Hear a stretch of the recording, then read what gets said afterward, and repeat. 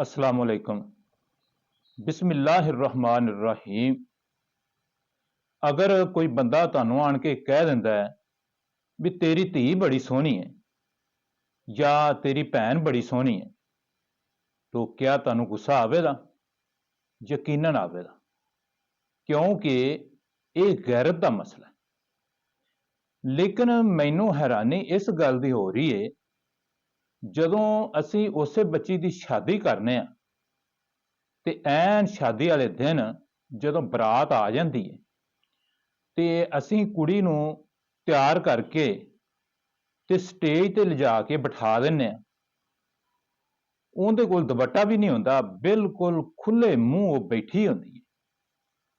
ਜਿੱਥੇ ਬਰਾਤ ਦੇ ਜਿੰਨੇ ਲੋਕ ਨੇ, ਉਹਨਾਂ ਦੇ ਵਿੱਚ ਜਿੰਨੇ ਮਰਦ ਨੇ, ਔਰਤਾਂ, ਬੱਚੇ ਵੀ, ਬੁੱਢੇ ਵੀ, ਸਾਰੇ ਉਹਨੂੰ ਦੇਖ ਰਹੇ ਹੁੰਦੇ ਨੇ। ਕਿਆ ਉੱਥੇ ਸਾਡੀ ਗੈਰਤ ਦਾ ਮਸਲਾ ਨਹੀਂ ਹੁੰਦਾ? ਕਿੰਨੇ ਲੋਕ ਜਿਹੜੇ ਨੇ ਉਹ ਇਹ ਗੱਲਾਂ ਕਰਦੇ ਪੈਂਦੇ ਨੇ, ਕੁੜੀ ਮਾਸ਼ਾਅੱਲਾ ਬੜੀ ਸੋਹਣੀ, ਫਲਾਣੇ ਦੀ ਧੀ ਬੜੀ ਸੋਹਣੀ, ਫਲਾਂ ਦੀ ਭੈਣ ਬੜੀ ਸੋਹਣੀ। ਇੱਥੇ ਸਾਨੂੰ ਕੋਈ ਗੈਰਤ ਨਹੀਂ ਆਉਂਦੀ। ਕੁਝ ਖਿਆਲ ਕਰੋ, ਇਹ ਬੜੀ ਗਹਿਰਾਈ ਵਾਲੀ ਗੱਲ ਹੈ ਜਿਹੜੀ ਮੈਂ ਤੁਹਾਡੇ ਸਾਹਮਣੇ ਪੇ ਰੱਖਣਾ। ਇੱਕ ਦਫਾ ਮੇਰੇ ਅਜ਼ੀਜ਼ਾਂ ਦੇ ਵਿੱਚ ਸ਼ਾਦੀ ਸੀ ਤੇ ਅਸੀਂ ਬਰਾਤ ਚਲੇ ਗਏ, ਜਾ ਕੇ ਹਾਲ ਦੇ ਵਿੱਚ ਬੈਠ ਗਏ, ਖਾਣਾ ਖੁਣਾ ਖਾ ਲਿਆ ਤੇ ਅਚਾਨਕ ਜਿਹੜਾ ਨਾ ਇੱਕ ਸਾਈਡ ਤੋਂ ਸ਼ੋਰ ਜਿਹਾ ਦੀ ਆਵਾਜ਼ ਆਈ। ਮੈਂ ਦੇਖਿਆ ਕੁਝ ਔਰਤਾਂ ਤੇ ਮਰਦ ਤੇ ਬੱਚੇ ਜਿਹੜੇ ਨੇ ਉਹ ਇਕੱਠੇ ਹੋ ਕੇ ਆ ਰਹੇ ਨੇ।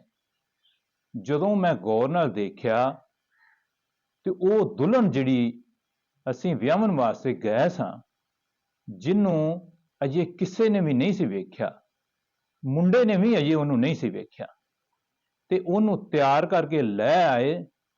ਉਹਦੇ ਉੱਤੇ ਕੋਈ ਦੁਪੱਟਾ ਨਹੀਂ ਸੀ, ਇੱਕ ਬਰੀਕ ਜਿਹਾ ਦੁਪੱਟਾ ਨੁਮਾ ਚੀਜ਼ ਸੀ, ਜਿੰਦੇ ਆਸਰੇ ਨਾਲ ਨਾ ਉਹ ਆ ਰਹੀ ਸੀ। ਉਹਨੇ ਉੱਤੇ ਥੋੜਾ ਲਿਆ ਸੀ।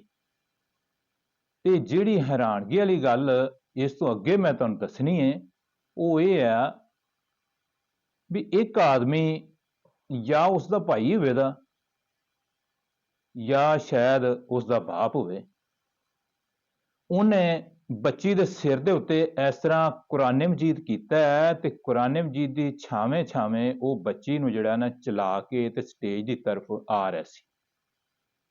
ਮੈਂ ਬਹੁਤ ਹੈਰਾਨ ਹੋਇਆ ਵੀ ਕੁਰਾਨ ਮਜੀਦ ਨੂੰ ਸਿਰ ਦੇ ਉੱਤੇ ਕੀਤਾ ਹੈ ਤੇ ਥੱਲੇ ਜਿਹੜਾ ਬੱਚੀ ਜਿਹੜੀ ਬੇਪਰਦਾ ਹੈ ਤੇ ਉਹਨੂੰ ਸਟੇਜ ਦੀ ਤਰਫ ਲਈ ਆਉਂਦੇ ਨੇ। ਜਦੋਂ ਉਹ ਸਟੇਜ ਦੇ ਕੋਲ ਆ ਗਏ ਤੇ ਮੁੰਡਾ ਜਿਹੜਾ ਦੁਲਹਾ ਸੀ ਉਹ ਸਟੇਜ ਦੇ ਅੱਗੇ ਹੀ ਮੌਜੂਦ ਸੀ। ਸਟੇਜ ਜ਼ਮੀਨ ਨਾਲੋਂ ਕੋਈ ਤਕਰੀਬਨ 2 ਫੁੱਟ ਉੱਚਾ ਸੀ। ਉਹ ਜ਼ਮੀਨ ਦੇ ਉੱਤੇ ਜਦੋਂ ਸਟੇਜ ਦੇ ਕਰੀਬ ਆ ਗਈ ਲੜਕੀ ਤੇ ਉੱਥੇ ਖੜੀ ਹੋ ਗਈ।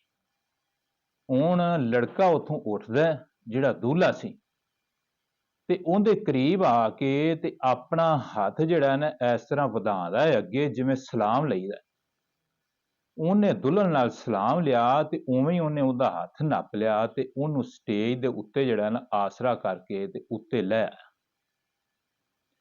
ਜਦੋਂ ਉਹਨੇ ਹੱਥ ਦੇ ਨਾਲ ਹੱਥ ਮਿਲਾਇਆ ਤੇ ਜਿੰਨੇ ਬਰਾਤੀ ਖੜੇ ਸੀ, ਕੁਝ ਬਰਾਤੀ ਸੀ ਤੇ ਕੁਝ ਲੜਕੀ ਵਾਲਿਆਂ ਦੇ ਮਹਿਮਾਨ ਸੀ, ਸਾਰਿਆਂ ਨੇ ਤਾਲੀਆਂ ਵਜਾਣਾ ਸ਼ੁਰੂ ਕਰ ਦਿੱਤੀਆਂ। ਮੈਂ ਇਹ ਮੌਕਾ ਪਹਿਲੇ ਨਹੀਂ ਸੀ ਕਦੀ ਦੇਖਿਆ ਤੇ ਬੜਾ ਮੈਂ ਹੈਰਾਨ ਹੋਇਆ ਵੀ ਇਹ ਕੀ ਸੀਨ ਜਿਹੜਾ ਮੈਨੂੰ ਨਜ਼ਰ ਆ ਰਿਹਾ। ਉਸ ਤੋਂ ਬਾਅਦ ਲੜਕੀ ਨੂੰ ਲੜਕੇ ਦੇ ਨਾਲ ਬਿਠਾ ਦਿੱਤਾ ਤੇ ਸਾਰੇ ਲੋਕ ਸੀ ਜਿਹੜੇ ਉਹਨਾਂ ਲੜਕੀ ਨੂੰ ਦੇਖਣਾ ਸ਼ੁਰੂ ਕਰ ਦਿੱਤਾ। ਹੁਣ ਤੁਸੀਂ ਆਪ ਇਨਸਾਫ ਨਾਲ ਦੱਸੋ ਵੀ ਇਹ ਸਾਡੀ ਗੈਰਤ ਜਿਹੜੀ ਹੈ ਉਹ ਕਿੱਧਰ ਨੂੰ ਚਲੀ ਗਈ ਹੈ? ਇੱਥੇ ਸਾਡੀ ਗੈਰਤ ਦਾ ਮਸਲਾ ਨਹੀਂ ਦਾ। ਉੱਥੇ ਤੇ ਇੱਕ ਬੰਦਾ ਅਗਰ ਆਖੇ ਵੀ ਤੇਰੀ ਧੀ ਬੜੀ ਸੋਹਣੀ ਤੇ ਅਸੀਂ ਨਾਰਾਜ਼ ਹੁੰਨੇ ਆ, ਉਹਦੇ ਨਾਲ ਲੜਨੇ ਆ। ਇੱਥੇ ਕਿੰਨੇ ਲੋਕ ਬੈਠੇ ਨੇ ਜਿਹੜੇ ਕਹਿ ਰਹੇ ਨੇ ਵੀ ਕੁੜੀ ਬੜੀ ਸੋਹਣੀ ਹੈ। ਸਾਨੂੰ ਚਾਹੀਦਾ ਵੀ ਉਹਨੂੰ ਸਟੇਜ ਤੇ ਲਿਆਉਣ ਦਾ ਮਕਸਦ ਹੀ ਕੋਈ ਨਹੀਂ ਦਾ। ਜਿਹੜਾ ਇਸਲਾਮ ਨੇ ਕਾਨੂੰਨ ਬਣਾਇਆ, ਜਿਹੜਾ ਤਰੀਕਾ ਸਾਨੂੰ ਦੱਸਿਆ ਹੈ, ਸਾਨੂੰ ਉਹਦੇ ਮੁਤਾਬਕ ਚੱਲਣਾ ਚਾਹੀਦਾ। ਉਸ ਤੋਂ ਬਾਅਦ ਘਰ ਆ ਗਿਆ ਤੇ ਘਰ ਮੈਂ ਵੇਖਿਆ ਦੂल्हे ਦੇ ਘਰ ਦੂल्हे ਨੇ ਮਸਹਿਰੀ ਬਣਾਈ ਤੇ ਆਮ ਮਸਹਿਰੀਆਂ ਤਾਂ ਅਸੀਂ ਵੇਖੀਆਂ ਨੇ ਵੀ ਉਹ ਮਸਨੂਈ ਫੁੱਲ ਜਿਹੜੇ ਹੁੰਦੇ ਨੇ ਉਹ ਕੱਟੇ ਹੁੰਦੇ ਨੇ ਤੇ ਉਹ ਲੱਗੇ ਹੁੰਦੇ ਨੇ। ਇਹ ਜਿਹੜੇ ਫੁੱਲ ਸੀ ਨਾ, ਇਹ ਕੁਦਰਤੀ ਫੁੱਲ ਤਰੋ ਤਾਜ਼ਾ ਖੁਸ਼ਬੂ ਆ ਰਹੀ ਹੈ। ਮੈਂ ਪਤਾ ਕੀਤਾ ਵੀ ਇਹ ਮਸਹਿਰੀ ਕਿੰਨੇ ਦੀ ਬਣੀ ਹੈ। ਉਹ ਮੈਨੂੰ ਇੱਕ ਦੱਸਣ ਵਾਲੇ ਨੇ ਦੱਸਿਆ ਵੀ ਇਹ ਮਸਹਿਰੀ 35,000 ਰੁਪਏ ਦੀ ਬਣੀ ਹੈ।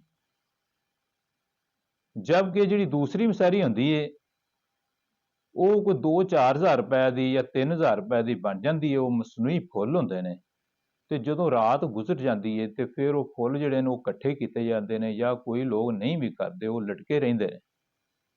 ਤੇ ਇਹ ਇਸ ਤਰ੍ਹਾਂ ਦੀ ਫਜ਼ੂਲ ਖਰਚੀ ਵੇਖ ਕੇ ਤੇ ਮੈਂ ਬਹੁਤ ਹੈਰਾਨ ਹੋਇਆ। ਮੈਂ ਦੇਖਿਆ ਵੀ ਇਹ ਸਾਡੀ ਕੌਮ ਕਿੱਧਰ ਵੀ ਜਾਂਦੀ ਹੈ। ਸਾਨੂੰ ਇਹਦੇ ਬਾਰੇ 'ਚ ਕੁਛ ਖਿਆਲ ਕਰਨਾ ਚਾਹੀਦਾ ਹੈ। ਤੇ ਕਿਸੇ ਸ਼ਾਇਰ ਨੇ ਆਖਿਆ ਸੀ, ਮੈਂ ਹੋ ਹੈਰਾਨ ਖਲੋਤਾ ਵਾਂ, ਇਹ ਕੌਮ ਕਿੱਧਰ ਵੀ ਜਾਂਦੀ ਏ। ਅੰਨੇ ਨੂੰ ਅੰਨਾ ਆਂਦੀ ਨਹੀਂ, ਇਹ ਸਗੋਂ ਸਜਾਖਾ ਕਹਿੰਦੀ ਏ। ਚੋਰ ਉਚੱਕੇ ਚੌਧਰੀ ਨੂੰ ਪਈ, ਇਹ ਘਰ ਦਾ ਰਾਖਾ ਕਹਿੰਦੀ। ਅਸਲਾਮੁ ਅਲੈਕੁਮ।